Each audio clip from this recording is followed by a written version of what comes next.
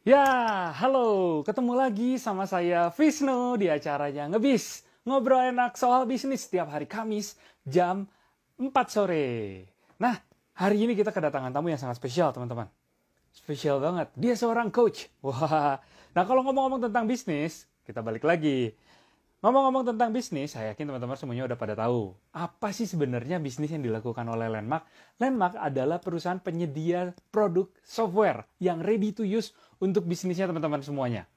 Jadi, mau teman-teman punya toko retail, toko emas, atau produknya, misalkan kita bilang dari produknya produk POS, produk ERP, sampai produk yang kelas menengahnya, di Landmark semuanya ready. Karena kenapa? Kami punya lebih dari 175 produk yang ready to use untuk bisnis teman-teman semuanya. Dan pastinya cocok nantinya. Ya.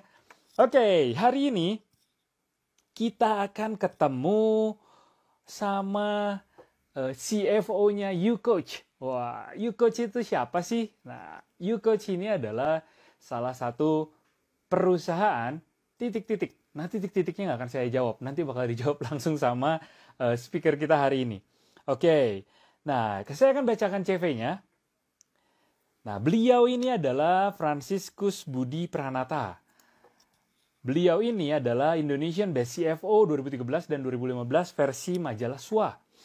Faculty member Brilliant Digital Academy, founder Billionaire Mindset Community, book writer, ex-CFO Zalora, lalu ex-CMO Kinerja Pay, 22 years of working experience from manufacture and retail industry. Dan education-nya itu adalah dari Newport University, itu activities-nya di tahun 86 sampai 91, dan di Newport juga sama masih ngambil MBA, lalu beliau berpindah pas ngambil doktoralnya di Management Study di Kaizen School of Business Management dari 2011 sampai 2014. Experience-nya jangan ditanya, banyak sekali. Experience-nya ini beliau ini adalah Presiden Director dari Guinness Beer Indonesia, lalu Group Retail Controller, CFO di UP Indo Jelly Gum, CFO Service Director dari Zalora, dan terakhir ini Group Advisor and E-commerce Developer Director dari Golden Trolley Group. Nah, beliau ini adalah Pak Franciscus Budi Pranata. Oke. Sambil menunggu, sepertinya Pak Budinya belum join. Coba kita cek dulu ya.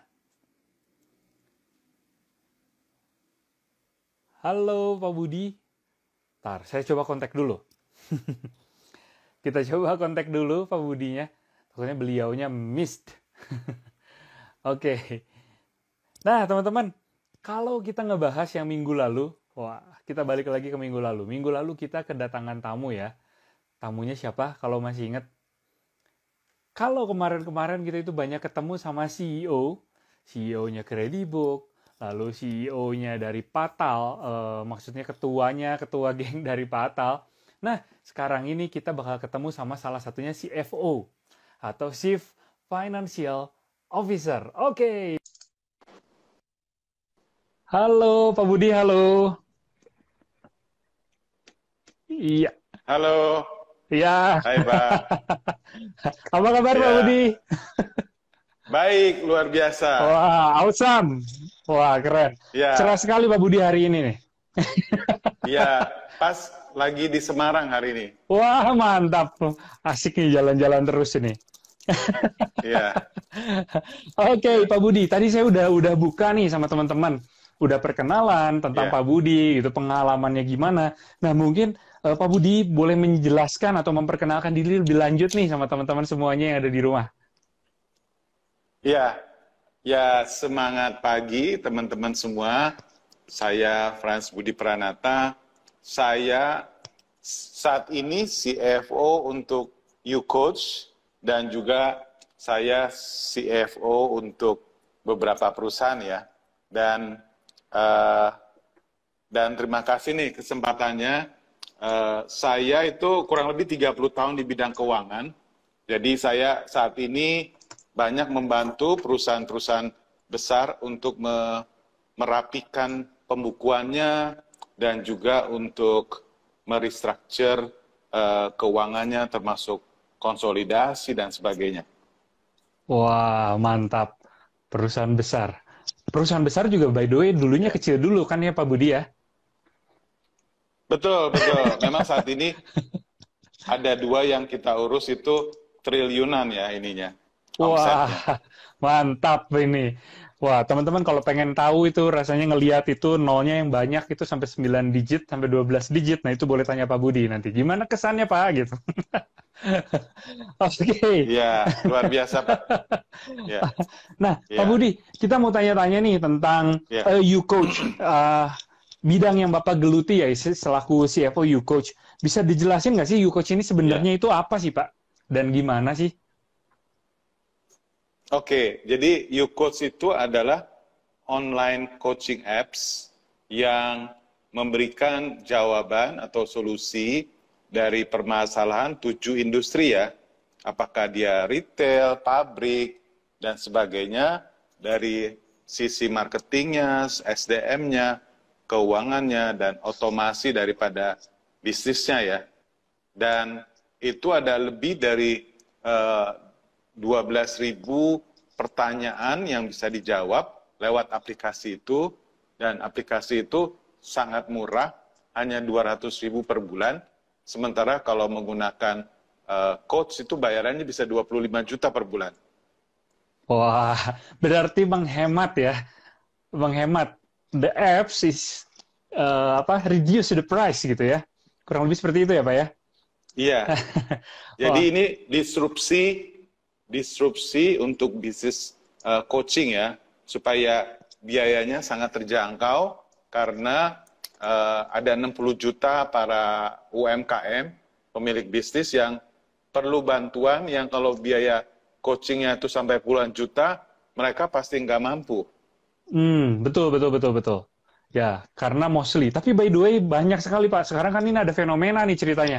Ada fenomena bahwa eh, wajahnya itu UMKM, tapi kantongnya itu UKM, bahkan cenderung enterprise gitu Pak.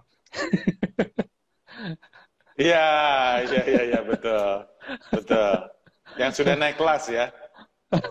Ya, betul. Nah, Pak, ngomong-ngomong nih tadi tentang U-Coach. Gimana sih kok bisa tiba-tiba gitu? Ada di U-Coach gitu. Ada cerita nggak sih kenapa kok Pak Budi ini kan dari Iya, sebelumnya itu dari sana gitu, dari Zalora kemana kemana sampai akhirnya kok ke U-Coach gitu. Sejarahnya itu gimana sih, Pak? iya. Jadi waktu pandemi, kebetulan kan saya ngajar di BI Bank Indonesia Institute ya, bersama eh, kebetulan Coach Gendro, pemilik awal daripada U-Coach juga ngajar. Nah, waktu pandemi itu sekitar bulan April ya, saya tahun lalu ya, saya itu minta izin untuk melihat dosen-dosen lain kelasnya. Akhirnya saya kenalan sama Coach Gendro, kita tuker-tukeran materi, dan beliau akhirnya menyadari bahwa saya CFO dan U-Coach lagi butuh CFO gitu ya. Akhirnya dalam hitungan hari saya dilamar untuk menjadi CFO-nya U-Coach gitu. Oke, wah, dilamar. Jadi Ya, ini ceritanya udah mirip kayak ini ya, Pak ya. Jadi kalau masuk ke dalam dunia si level ini udah kayak suami istri sebetulnya kurang lebih ya. Ada acara lamarannya gitu. iya, betul betul. Karena kita jadi pemilik juga ya, Hmm? ikut memiliki saham juga, Nah, oke. ikut memiliki ya. Oke, nah jadi teman-teman tahu kan ya, jadi bahwa kalau teman-teman mengambil seseorang menjadi si level, ya ini kurang lebih tahapannya itu ya kurang lebih kayak orang kawin lah. Ada lamarannya, ada prosesinya, bahkan bibit, bebet, bobotnya semuanya udah benar-benar harus tahu sampai ke background-backgroundnya. Itu teman-teman harus benar-benar tahu detailnya. Nah, salah satunya ini contohnya ya sekarang yang lagi kita ngobrol ya, Pak Budi Pranata. Nah, Pak, ketika perjalanan Ya, nih, ketika perjalanan gitu, eh, kan yang namanya teman-teman itu kan banyak ya, apalagi Pak Budi mungkin paling tahu ya, karena bergelutnya di bidangnya UMKM juga ada, termasuk di UKM juga, enterprise juga ada, udah masuk. Nah, ketika bekerja berusaha itu ketemu masalah apa aja sih Pak? Boleh di-share nggak sih Pak? oke. Biasanya startup itu masalahnya pendanaan ya, mencari dana, terus masalahnya juga marketing atau traction daripada startup itu sendiri. terus juga masalahnya itu talents gitu. Biasa 3 itu masalahnya talents, pendanaan, sama marketing daripada produk itu. Kalau mau ditambahin teknologi yang keempat, teknologi daripada aplikasinya ya. Ya, itu yang biasanya bikin sakit kepala itu di teknologi. Oh, oke. Nah, kalau sakit kepalanya di teknologi, nah lalu kalau perusahaan teknologi sendiri sakit kepalanya di mana tuh Pak, kurang lebih tuh Pak? Ya, terutama karena UCOS itu aplikasi yang berbasiskan blockchain dan pakai artificial Oh, intelligence. Jadi pembuat programnya itu nggak sembarang orang. Jadi makanya teknologinya itu nggak main-main gitu. Dan biayanya nggak kecil, biayanya tuh sangat mahal, sampai ratusan juta gitu. oke, mantap. Ya, Mantap sekali ya. Nah, apalagi ini udah pakai ya, teknologi teknologi yang up to date, bener-bener up to date ya, pakai blockchain gitu, di mana bener-bener iya, terdistribusi semuanya. Nah, lalu Pak, dulu iya, kan Bapak itu sempat ada di enterprise, iya. bisa diceritain nggak sih bedanya di enterprise gitu sama sekarang gitu? Oke, jadi kalau di enterprise atau di corporate ya, itu enaknya gajinya biasanya besar. Terus masa depan terjamin dan sudah punya sistem gitu ya. Tapi kalau di yang namanya startup, wah gajinya itu kecil atau kadang nggak jelas, tapi kerjaannya itu banyak. Jadi kayak chief everything officer gitu. Kerjanya itu bisa apa aja gitu. Jadi very challenging, bisa siang malam nightmare ya, terutama ngurusin teknologinya, ngurusin marketingnya, ngurusin talentsnya, ngurusin keuangannya gitu. Nggak bercanda sih. Oke, nah teman-teman yang lagi ngalamin hal serupa, ya ini bukan berarti ya bahwa cuman kita doang gitu ya ngalamin gitu. Maksudnya cuman ngerasa bahwa aduh dunia ini kenapa begitu jahat sama saya gitu atau ngerasa segala macam, ngerasa Iya, orang paling susah di dunia gitu. Hampir semuanya loh dari iya, obrolan kita sebelum-sebelumnya sama pembicara sebelumnya semuanya iya, sama pengalamannya. Betul begitu ya Pak Budi ya? iya. Betul, jadi masalahnya 4 itu tuh, masalah marketingnya, keuangannya, teknologinya, sama talentsnya, itu aja 4. Oke, nah itu key-nya ya teman-teman ya. Dari teknologi, Iya, talent, semuanya itu barusan tolong dicatat. Rekaman ini bakal disimpan. Jadi teman-teman bisa jadi iya, kuncinya nanti apa step yang harus dilakukannya. Nah Pak, ketika iya. kan ini udah mulai masuk nih, Bapak juga ngeliat mungkin sebagai coach, ngeliat perusahaan startup, segala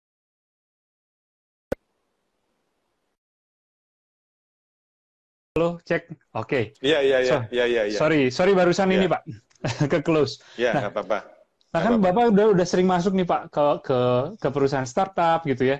Nah, apa pengalaman Iya. paling berkesan sih Pak ketika ngadepin startup ataupun orang yang baru mulai berusaha gitu? Oke. Jadi, waktu saya di Zalora, yang berkesan adalah uangnya banyak banget ya. Terus, talentsnya yang jadi direksinya itu adalah orang-orang terbaik yang lulusan dari London School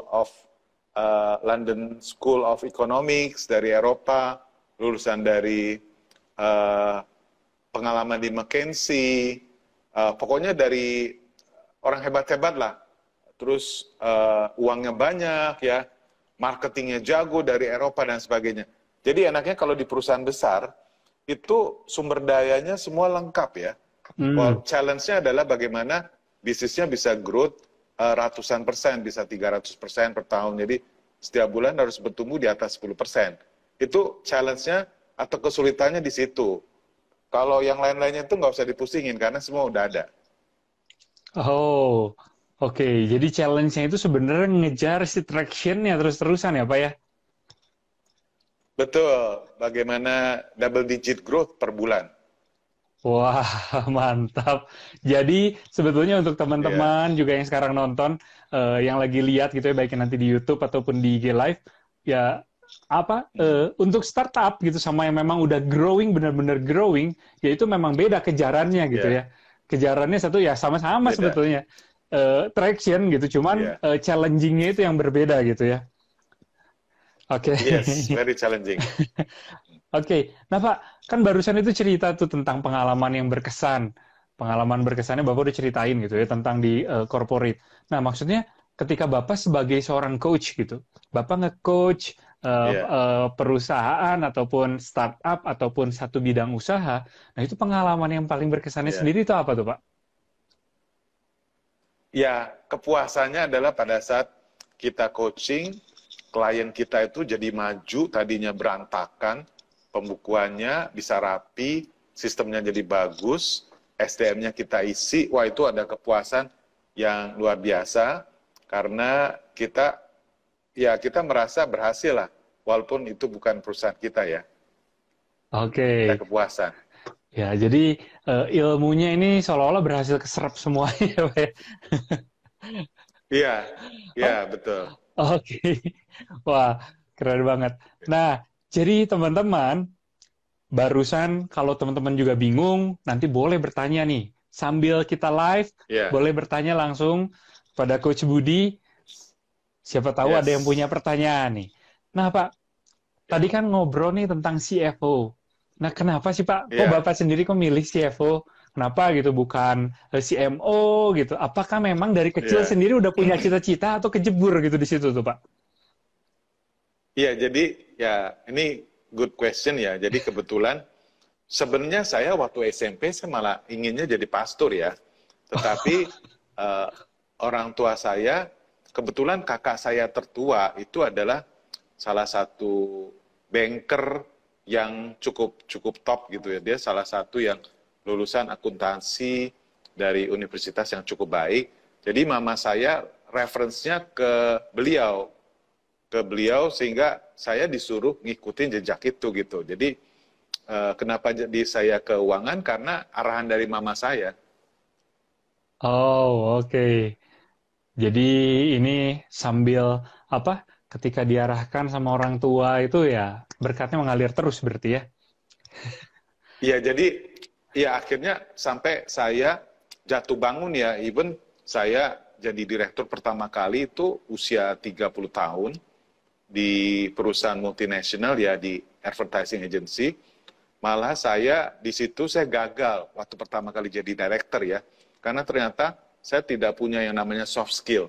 Saya pinter secara teknis, pandai mengkolek tagihan-tagihan, membuat laporan jago, tetapi tidak bisa mengendalikan orang-orang ya, orang-orang di operation dan sebagainya. Jadi kita jadi eh, akhirnya malah lost the job gara-gara nggak punya soft skill.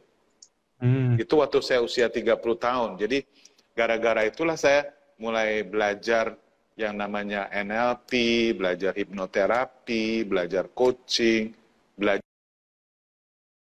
lah untuk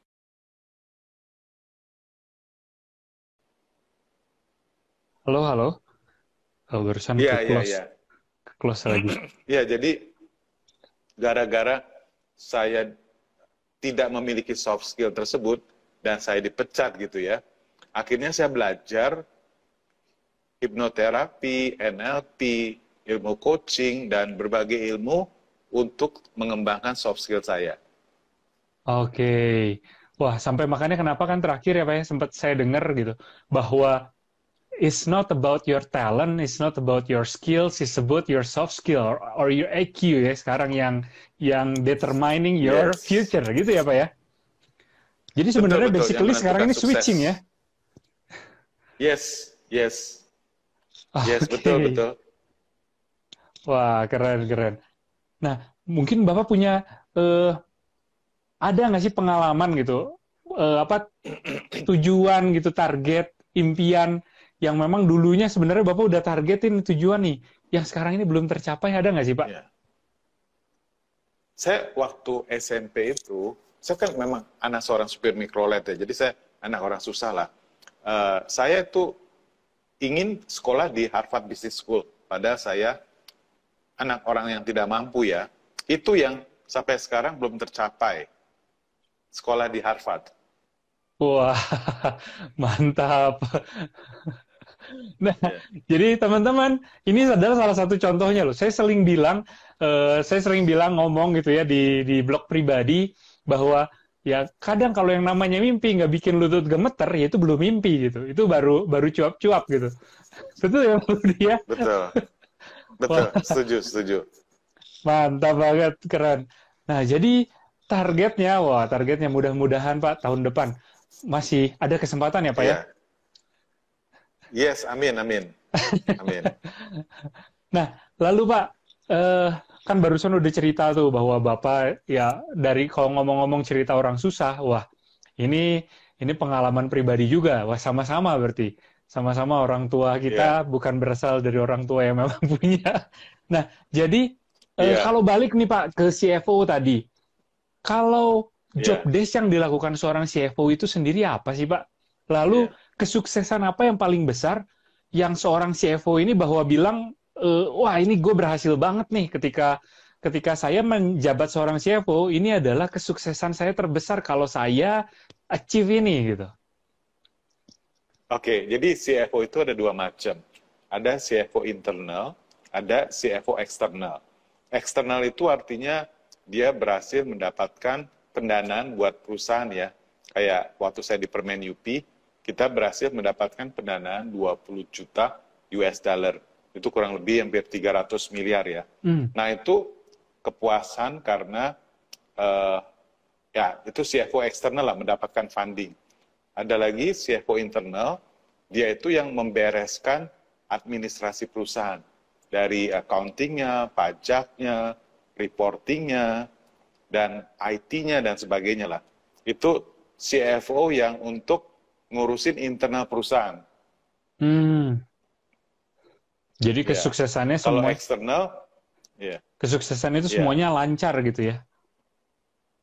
Ya, kalau eksternal itu lebih ke pengembangan bisnisnya. Sehingga mendapatkan pendanaan baru, terus mengembangkan bisnis lah, membantu CEO-nya ya. Hmm. Oke, nah jadi teman-teman udah tahu ya bahwa kalau yang namanya CFO ketika dicari ya udah harus tahu dia harus punya jejaringnya harus yang luas ini kalau yang seperti ini. Jadi kalau misalkan kira-kira Betul, jejaringnya ya cuman segeng gitu doang, wah ini harus kita tes ulang lagi kayaknya berarti. Jadi kita harus nyari orang yang memang benar-benar pergaulannya benar-benar luas. Nah, lalu 3C, apa tuh 3C Pak? ya, karakter, connection, karakter, kompetensi, dan connection. Oke, karakter, kompetensi, dan connection. Nah, itu clue-nya tuh. Ya, cuan yang keempat. Kalau mau ditambahin jadi 4, jadi cuan. Wah, itu wajib itu, Pak.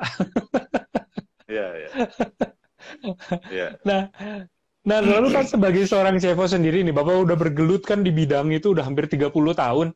Ada tips nggak sih untuk Ya. teman-teman yang one day gitu? Mereka juga pengen menjadi CFO sama nih seperti Bapak. Mungkin in the future, Hmm, that will be the next Budi Pranata gitu. ya.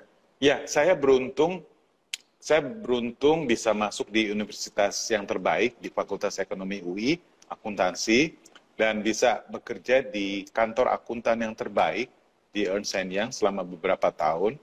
Dan setelah itu bekerja di perusahaan besar multinasional seperti.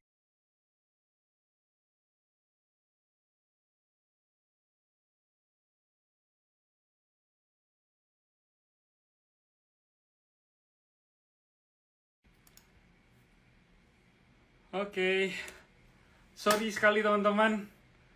Sorry banget. eh Handphonenya barusan bermasalah karena eh overheat.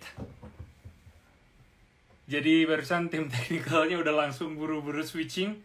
Sorry sekali lagi, kita bakal coba call ke Pak Budi kembali.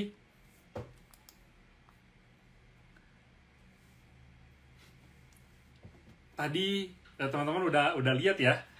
Udah lihat sama-sama semuanya. Oke, ini dia Pak Budi udah langsung join. Oke. Yes, Pak Wisnu. Ah, halo I'm Pak back. Budi. Aduh, sorry sekali. No Ini tadi problem. handphonenya bermasalah ini. No Handphonenya problem. No overheat. problem. Iya. Iya, iya. Iya, no Oke. problem Pak Wisnu. Ya. Tadi sampai mana ya Pak Budi? Apa Ya, job desk? jadi Oh iya. Oke, Jadi, tips-tips. Ya, ya jadi kita harus bekerja di perusahaan, kalau kita accounting, ya harus di kantor akuntan yang terbaik, atau kalau tidak, kita di perusahaan multinasional, karena biasa perusahaan multinasional itu sudah punya sistem, sudah punya remunerasi yang bagus juga, dan sebagainya. Jadi saran saya, either di perusahaan multinasional, atau di kantor akuntan yang terbaik, dan kita usahakan mendapatkan atasan yang terbaik, dan juga kita sekolah di kampus atau university yang terbaik. Itu yang paling ideal. oke. Jadi bisa Ya. mencapai tujuannya ya Pak Budi ya? Iya, sehingga kita kita dapat lingkungan kerja yang baik, dapat pendidikan yang baik, dan bisa diarahkan oleh atasan yang terbaik. Oke. Hmm. Nah, teman-teman, jadi kalau misalkan sekarang teman-teman ini yang nonton masih pada kuliah, udah tahu nih plannya, mulai plan dari sekarang. Kalau pengen Ya, menjadi CFO keren nih seperti Pak Budi. Jadi jangan cuma sekedar datang kuliah lalu selesai pulang gitu ya. Kita harus ya, usahakan semuanya pastinya. ya, Oke. Nah, Pak betul. Budi, pernah nggak sih ketemu gitu ya? Maksudnya pernah nggak sih ketemu bad experience gitu ya, atau bad story? Kan kalau kita dengar itu Ya, cerita itu ceritanya Cinderella semua nih, banyaknya yang ya, bagus-bagusnya gitu ya. ya, Pernah nggak sih ya. ketemu bad experience atau bad story? Nah lalu mensolusikannya sendiri gimana sih? Sebagai CFO gitu maksudnya? Ya sebagai CFO atau sebagai personalnya Pak Budi juga tidak apa-apa. Iya, jadi gini, biasa tuh kalau kita mau maju kan kita harus kadang melihat kekurangan departemen lain atau melihat kekurangan dari perusahaan ya. Nah, pada saat kita meng-highlight itu dan mempresentasikannya, biasa jadi kayak timbul musuh ya. Musuh orang-orang yang terganggu karena opini kita, karena analisa kita, karena presentasi kita. Sehingga kadang jangan kaget kalau kita di tengah meeting bisa diserang habis-habisan. Kadang bisa bisa bisa personal juga kalau kalau yang menyerangnya itu emosi ya. Oke. Nah lalu cara ngatasinnya gimana tuh Pak Budi? Ya, biasanya kalau orang emosi, kita jangan lawan, kita cukup dengarkan, cukup menerima supaya emosinya tuh jadi turun ya. Kita ya cukup menampung lah. Kita menampung emosinya atau perasaannya hingga reda. Baru setelah itu kita akan respon. Either kalau emosinya terlalu tinggi, kita mending lebih baik meetingnya ditunda atau di reschedule. Karena ada faktor emosi yang tinggi banget ya. Tapi kalau emosinya bisa reda, ya kita sekali lagi harus objektif, harus jangan terpancing secara emosi. Yang penting ke objektifnya itu apa yang ingin dicapai. Oke, jadi sisi objektifnya ya. Nah, jadi kan Pak Budi juga sebagai CFO, mungkin ada beberapa orang yang ada di bawah-bawahnya Pak Budi, atau bahkan dulu ketika di corporate, Pak Budi juga kan punya beberapa bawahan. Nah, kadang ada beberapa teman-teman yang bertanya gitu, gimana sebetulnya cara saya itu mendapatkan seseorang yang memang punya satu visi kepala, tujuan yang sama, yang bisa mendukung saya maju ke depan. Nah, menurut Pak Budi sendiri gimana tuh, Pak? Iya, jadi ada orang yang memang ingin maju ya, yang punya ambisi. Apalagi dia sekolahnya terbaik, lingkungannya bagus, ya keluarganya bagus, itu dia ingin maju. Tapi ada orang yang inginnya biasa-biasa aja. Ada orang yang malah sebaliknya bermasalah dengan pribadinya atau dengan keluarganya, sehingga malah performance-nya, kinerjanya tuh buruk banget ya. Jadi ada 3 macam orang seperti itu. Nah, kita harus tahu mana orang yang memang latar belakangnya bagus, dia punya ambisi, dia ingin maju, ya itu yang kita harus kenalin dan kita berteman atau bergaul sama mereka. Jangan dengan orang yang rata-rata atau orang yang malah buruk performance-nya sehingga bisa mempengaruhi kita juga. Oke. Jadi menular Ya, ya Pak itu ya? Menular, itu sangat-sangat menular. Oke, nah jadi teman-teman sudah ada clue-nya nih dari Pak Budi bahwa Hmm, ya cari teman itu yang memang di atas kita. Ya cari yang di bawah iya, yang nggak apa-apa juga, tapi bukan iya, berarti jadi terlalu nempel. Jadi ada istilahnya ya yang seperti itu tuh kalau orang bau badan, ya bau badan itu nggak akan kecium kalau jaraknya dia 5 meter. Tapi giliran udah iya, dekat, nah ini baru iya. mulai kecium tuh bau-baunya gitu Betul, ya. betul, betul. Kita harus hati-hati dengan siapa kita bergaul. Oke. Oke. Nah, lalu Pak Budi, ngomong-ngomong nih, Hmm, eh, kan kita tahu nih sekarang nih Pak Budi ya, hmm, bahwa sekarang ini semuanya udah era digital.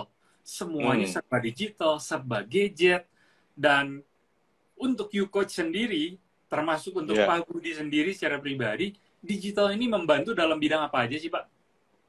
oke. Digital ini terutama yang namanya TikTok, namanya Instagram ya, sosial media yaitu membantu untuk branding ya, untuk branding, apalagi website ya, terus aplikasi, terus ya ini adalah saat ini sangat beruntung kita karena pada apa banyak sekali aplikasi maupun sosial media itu tempat pembelajaran yang luar biasa ya. Seperti di TikTok itu ataupun di Instagram, banyak sekali ilmu-ilmu yang kita bisa peroleh. Tapi tergantung daripada pikiran atau mindset kita. Banyak orang yang malah mencarinya yang di luar pengetahuan ya, mencarinya malah yang aneh-aneh ya. Kembali lagi apa tujuan kita di sosial media? Apakah sekedar mau curhat atau chatting atau kita mau belajar? Kalau saya sarankan kita untuk belajar atau untuk branding, untuk mempromosikan tentang diri kita, tentang produk kita, berbagi ilmu, mengentertain, mengedukasi, menginspirasi, menginformasi dan sebagainya. Sehingga citra diri kita itu baik di sosial media karena ini membantu bisa mendapatkan kita order, bisa mendapatkan kita network, bisa mendapatkan kita bisnis dan sebagainya. Oke. Nah, jadi teman-teman semua tahu ya, digital ini bisa dilakukan banyak hal. Kalau dulu sebelum pandemi, mungkin orang ngomong digital itu apa gitu. Tentang Zoom Iya, aja orang nggak akan pada tahu. Tapi justru karena iya, pandemi ini, kita benar-benar ngeblast gitu. Benar-benar cepet ya, dikasih nitro gitu ibaratnya.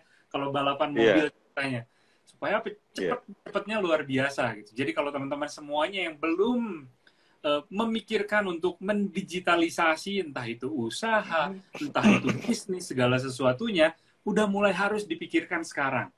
Karena iya, yang namanya digitalisasi itu sekarang ini udah syarat wajib ya Pak ya, kalau boleh dibilang ya. harus, harus, kita harus ada di mana-mana, ada di marketplace, ada di social media, ada di website, ada di affiliate dan sebagainya. Oke, nah jadi teman-teman pastikan usaha bisnis kamu juga semuanya sudah terdigitalisasi. Nah, lalu Pak, kalau cerita nih, kemarin kan ini tadi saya cerita tentang pandemi setahun gitu. Wah, kita ngebusnya cepat sekali nih dalam bidang teknologi. Nah, tapi kan ada juga ya, memang ada yang ngebus dalam bidang teknologi, tapi ada juga memang para pelaku bisnis, pengusaha yang kena dampak. Nah, Ya, ada nggak sih jejaring networking dari YouCoach sendiri yang kena dampak gitu dari si COVID-19 ini? Sebesar apa sih dampaknya sendiri ini untuk YouCoach sendiri? oke. Jadi memang Coach Gendro maupun saya itu pas menjelang pandemi kita kehilangan income itu sampai 80% sampai 90% ya. Karena Hmm. sebelumnya aturan saya harus mengajar di salah satu bank terbesar di 16 kota. Tapi gara-gara pandemi semua ini dibatalkan. Jadi akibatnya kita kehilangan 80% sampai 90% dari income. Nah, tapi pelan-pelan dengan kita terus eksis secara online dan sebagainya, sekarang sudah balik normal ya. Kita Oh, sudah mendapatkan banyak klien, banyak kesempatan untuk ngajar dan sebagainya. Things getting to normal again. wah keren. Nah kalau jejaringnya sendiri tuh Pak, ada yang kena dampak nggak sih Pak? Oh banyak, terutama kayak yang di Bali. Itu kan Bali kayak para UMKM-nya, hotelnya, eh, para pebisnisnya di sana semua OTG, Pak. OTG itu orang tanpa gaji. Kirain orang tanpa gejala, saya mikir barusan. Iya, iya. Jadi Bali itu paling parah. Kalau Jawa Tengah, Jawa Timur kayak Surabaya itu sekarang udah getting normal, sudah getting normal ya. Tetapi yang namanya travel baru balik sebagian, masih terpuruk. Travel, properti, ya sudah separuh lah, separuh atau sepertiga lah. Oh, sampai sekarang itu Pak maksudnya, Pak? Sampai sekarang, ya. Sampai sekarang. Wah, berarti cukup lama ya. Tapi luar biasa pemerintah banyak memberi bantuan ya, lewat BRI, lewat bank-bank, itu banyak memberikan bantuan tunai, banyak memberikan bantuan pengajaran, ilmu, dan sebagainya. Wah, keren, keren. Mantap sekali. Oke. Yeah. Nah, jadi teman-teman, semuanya udah pada tahu ya, YouCoach ini. Nah, pertanyaan ini khusus nih, Pak. Untuk teman-teman, untuk rekan-rekan pengusaha yang nonton. Untuk kolaborasi dengan YouCoach sendiri ini gimana sih, Pak? Ada syaratnya atau kalangan mana aja sih yang bisa gabung sama YouCoach? Oke, saat ini aplikasi YouCoach itu gratis, bisa di-download, dan Anda bisa mengupgrade tapi tanpa bayar ya, sehingga bisa mendapatkan voucher untuk 10 pertanyaan, dan nanti kalau habis bisa di-review lagi. Itu Anda tinggal download aplikasinya, atau Anda bisa lihat websitenya youcoach.co.id, atau download aplikasinya YouCoach. Dan kita ada webinar setiap minggu. Tahun lalu kita lakukan ada 25 sesi. Tahun ini kita akan ada 40 sesi.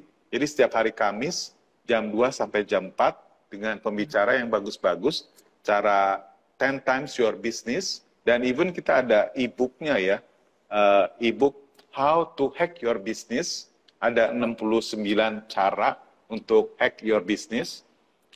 Ini juga kalau Anda ikut webinarnya, itu Anda bisa dapat e-booknya. Oke.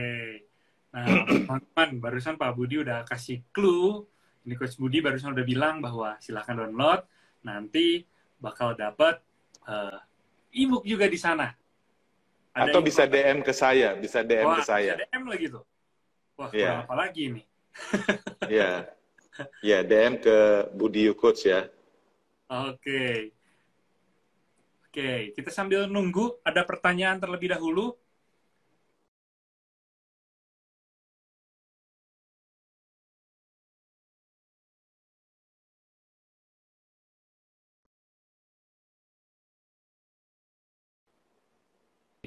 Oops. Ya, silakan.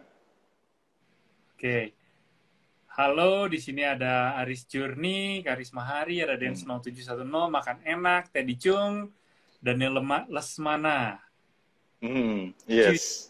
Wah, ada juga Ruli Aulia Rizalda. Halo, Meta Anggriani juga halo, Kang Dani, Prihartono Setia, Hamzafu, Warung Kita Halal Food, Hendra Darmawan, halo. Wah, ini hebat Pak Budi Coach dari Ibu Meta nih. Wah. Oke, langsung dibalas Pak Budinya. Silakan kalau ada yang ada pertanyaan, boleh ditanyakan langsung di chat. Jadi, intinya kondisi sekarang kita perlu inovatif, adaptif, dan agile. Agile itu artinya gesit, lincah, terus juga kolaborasi, terus berpikir eksponensial. Ya kurang lebih seperti itu yang harus kita lakukan pada saat ini ya. Nah, berpikir eksponensial nih Pak. Barusan Pak Budi ngasih cerita tentang berpikir eksponensial. Nah, mungkin beberapa teman-teman ada yang bingung nih. Pak, berpikir eksponensial itu apa sih Pak sebetulnya? Mungkin boleh dijelasin nggak tuh Pak? Ya, jadi berpikir bagaimana kita menggunakan network orang lain untuk menumbuhkan bisnis kita. Misalnya kita jualan makanan misalnya, atau pakaian ya, atau suatu produk lah ya. Kita pikir siapa yang punya komunitas, sehingga mereka bisa membantu menjualkan produk kita, memasarkan produk kita, atau kita mencari komunitas, mencari affiliate atau reseller dan sebagainya. Jadi bagaimana kita memanfaatkan jaringan dari orang lain punya yang sudah banyak untuk menyalurkan produk-produk kita. Seperti itu yang dimaksud. Oke. Jadi ada win-win-nya ya teman-teman. Jadi kita Betul. punya jaringan, ya pastinya kita jadi barter ini, barter network kurang Ya, lebih. ya, Jadi, termasuk dengan influencer ya. Kita bisa berbagi produk dengan mereka, mereka bantu promote produk kita misalnya. oh oke. Nah, lalu pandangan Pak Budi sendiri nih Pak, mengenai ekosistem, apakah itu baik Ya. Pak? Oh ya, ekosistem itu penting banget ya. Karena kita harus membangun ekosistem. Jadi bukan hanya, oh kita bikin produk kue atau apa, tapi bikin ekosistemnya. Artinya bikin resellernya, bikin komunitas yang suka belajar kue, terus bikin ya semua ekosistem yang mendukung produk kita harus kita siapkan gitu. Harus kita prepare sehingga menjadi ekosistem. Oke. Oke, siap. Jadi intinya yang paling pertama barusan yang memang kita dapat teman-teman, bahwa yang pertama itu kita harus bisa collaborate. Jadi if you can do it by yourself, ya you can do. But if you think it's wasting of time, you can collaborate with others. Jadi cost-nya juga jauh lebih murah. Betul begitu ya Pak Budi ya? Iya, leverage waktu orang lain, uang orang lain, koneksi orang lain gitu. Oke. Mantap, keren sekali. Nah, lalu Pak Budi, ada nggak sih pesan-pesan yang mau disampaikan ini? Pesan-pesan the last sentence dari Pak Budi untuk generasi muda dan pengusaha-pengusaha lain gitu, seperti saya khususnya, untuk teman-teman lain juga di luar sana, supaya kita ini gimana caranya nih gitu. Ada pesan-pesan nggak dari Pak Budi nih? Iya, pesan-pesan saya adalah tetap optimis, terus olahraga, jaga kesehatan, dan juga terus networking secara online, dan terus belajar, karena ini adalah kesempatan kita untuk mengasah gergaji kita, dan berkolaborasi dengan pihak-pihak yang bisa mengangkat, membantu produk kita, dan juga jangan ragu untuk terus branding, malah katanya ada namanya covert selling, selling itu tanpa selling yang tersembunyi ya, dengan curhatin misalnya kita jualan suatu produk tapi kita tidak jualan, tidak mengajak, tidak menyuruh karena orang tidak suka dijualin, tapi lebih ke curhatin misalnya, aduh ini kue ini enak sekali ya, kenapa rasanya itu bisa pas cair di mulut dan sebagainya, kayak gitu. Jadi kita itu lebih menceritakan tentang produknya, tapi tanpa jualan, tapi lebih kepada rasa yang ditimbulkan, lebih ke proses dan sebagainya. Oke, nah ini adalah pesan-pesannya nih dari CFO-nya nih langsung. Gimana caranya you get more money come into your company. Jadi untuk teman-teman pengusaha yang nonton, nah itu adalah salah satu triknya. Jualan, tapi nggak boleh kelihatan jualan. Nah itu yang paling penting. Betul. Mungkin ada tips dan triknya Pak, yang lebih detail kali. Jualan tanpa jualan itu gimana sih sebenarnya? Lebih kecurhatin ya, lebih kecurhatin. Wah, ini hari ini beruntung banget ya, toko kami ini sangat rame dan sebagainya. Jadi orang penasaran kenapa bisa rame gitu dan sebagainya. Jadi daripada suruh beli, tapi lebih ke curhat karena keramaiannya, curhat karena rasanya, seperti itu. Oke.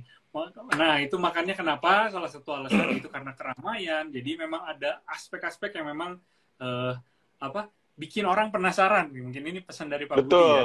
Kepoin, namanya kepo writing ya, kepo writing.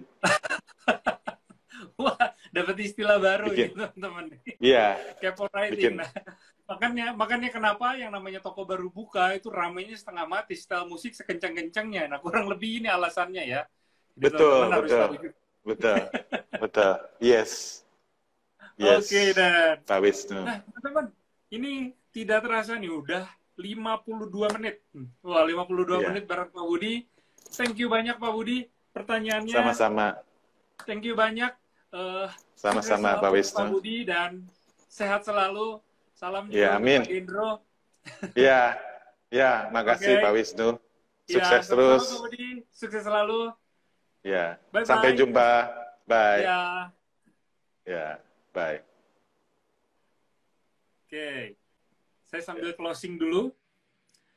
Nah, teman-teman. Oke.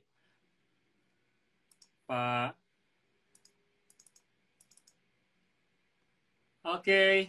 Barusan udah dengar sendiri dari Pak Budi, dari YouCoach, CFO-nya. Ya, mengenai step by step-nya. Wah, beliau banyak ngasih tahu tuh. Banyak sekali daging-dagingnya. Gimana caranya jualan. Gimana caranya mendatangkan income ke perusahaan. Apalagi barusan tentang kepo writing gitu ya. Beliau close dengan istilah kepo writing. Nah, itu adalah salah satu clue. Atau dari sekian banyak clue yang beliau kasih. Rekaman ini kita simpan. Jadi teman-teman silahkan nonton nanti setelah acara ini. Kalau yang tadi nggak sempat ikutan ya, yang pastinya dari awalnya. Nah, jangan lupa follow IG-nya Pak Budi Pranata di @BudiYouCoach, BudiYouCoach, dan IG-nya YouCoach @YouCoachYou, ya, youcoach.co.id, dan IG-nya Landmark di @landmark.com, LANMARC.com, dan juga YouTube-nya Landmark di @Lampos. Sekian acara kita hari ini. Jangan lupa nanti minggu depan kita masih kedatangan tamu tentunya yang paling keren juga. Nah, ngomong-ngomong keren, ya ini pasti ada kerennya. Nah, beliau ini adalah CEO-nya Kren. Kren.id. Nah, kita bakal lihat minggu depan. Kita bakal ngobrol-ngobrol sama beliau. Siapa penasaran? Stay tune dan jangan lupa subscribe dan follow IG kita. Oke? Bye-bye.